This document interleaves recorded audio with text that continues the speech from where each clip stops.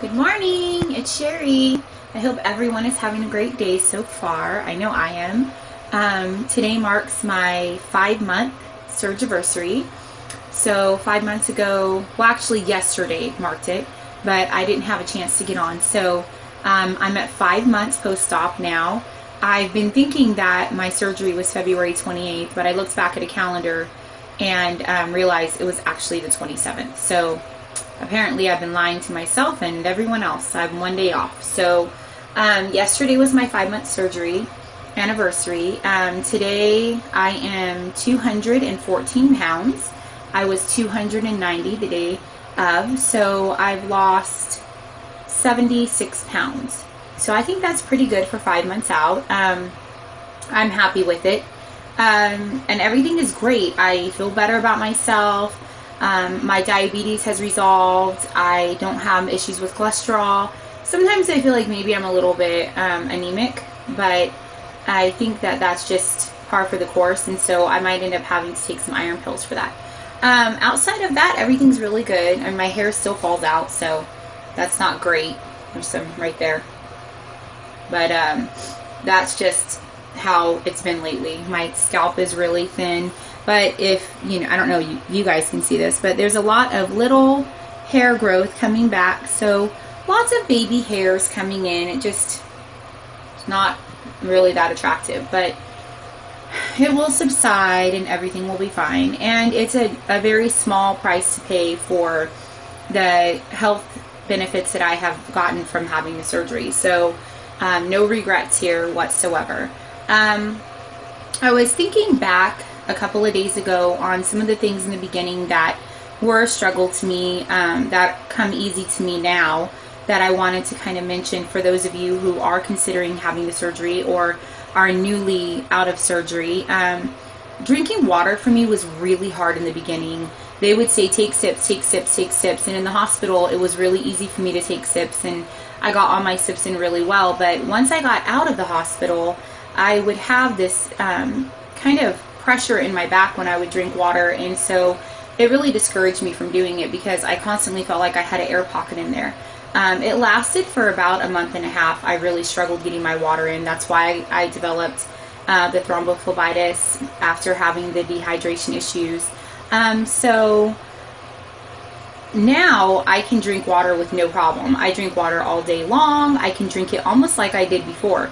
They say don't take gulps, but I mean, I can drink a pretty consistent amount of water and I don't feel thirsty. My thirst is actually quenched where before it wasn't. So that's definitely a benefit. I do drink some coffee now. I don't drink it often because I just don't tolerate coffee that much. I'm not a really high caffeine person.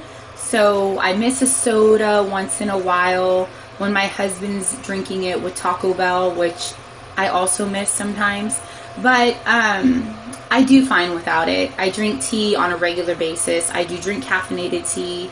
Sometimes I make decaffeinated tea, but I drink tea daily, probably 30 to 60 ounces of iced tea a day.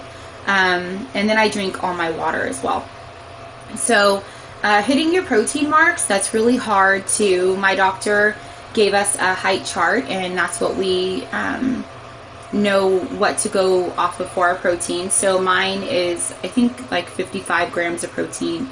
He said if you go over that, it can cause some issues with your kidneys and liver. So I try to stay around the amount that he's recommended for me. So it's not extremely hard for me to get that without protein shakes. I drink just regular stuff. I don't really do protein powders. I did do a shake a couple of weeks ago, but I felt really uneasy after I had it. It just wasn't for me. So I don't know, that could be something that would help with my hair loss. I don't know, but I know people that are taking them and they're having just as much hair loss as I am, so I don't think that that's the issue. But I have this little egg maker that I bought at Sam's Club. I know they sell it on Amazon, and it's like a little Go egg maker, and it's Dash and Go, and it's a little dome, and you can stick 6 eggs in there. You puncture the bottom of them with a little needle they give you, and then you just cover it and put the amount of water that it indicates, and it will hard boil, soft boil, or medium boil them. Then there's a tray to poach them, and also a tray to do scrambled or omelets. And you just put the stuff in there, you close it, you walk away, and then it lets you know when it's done. It's really convenient for me with the baby. And this morning I poached 2 eggs, had some sliced avocado, and while that was cooking, I made homemade waffles and eggs for my husband and my daughter. So it's a very convenient thing to have. So I think that that's a great item if you are kind of on the go, or you just really can't find the time to cook very much. It's really easy. And then I do cook a lot at night. I cook a lot of food. But I basically stick to meats, cheeses, I do some dairy, mostly with cheese. I don't drink a lot of milk. If I do, I drink the Fairlife milk because it has a lot of protein in it, and it's triple filtered.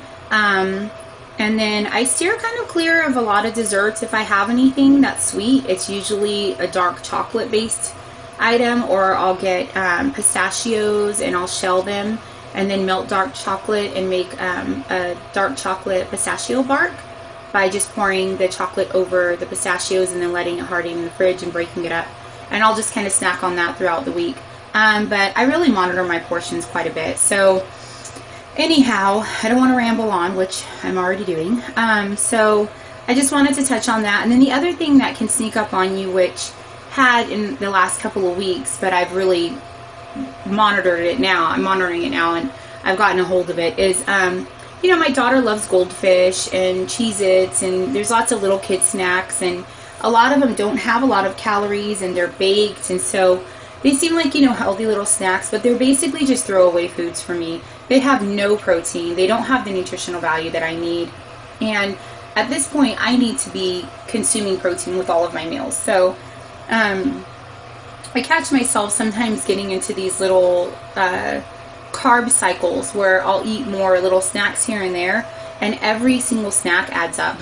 All the calories add up, and that's when I see myself not losing weight. That's when I see myself slowing down on the scale, and I see a change in the way that I feel. So that's just a little bit of advice. Watch the carbs. Be careful. They sneak up on you, and we can go back to our bad habits really easily. And if you do it once, you know, chalk it up to you did it once and move on. Don't throw the whole day away. You have the whole day to make up for that. And I've gotten into that where I'm like, oh, I messed up already this morning, you know, whatever. I'm just going to start again tomorrow. Don't start again tomorrow. Start again today. Start again with lunch.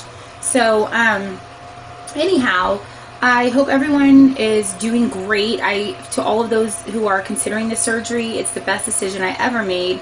It's not for everyone, and every surgery is different, and it's built for a different type of person that has a different type of need. So if you're considering the surgery, just research everything you can, and good luck with your decision.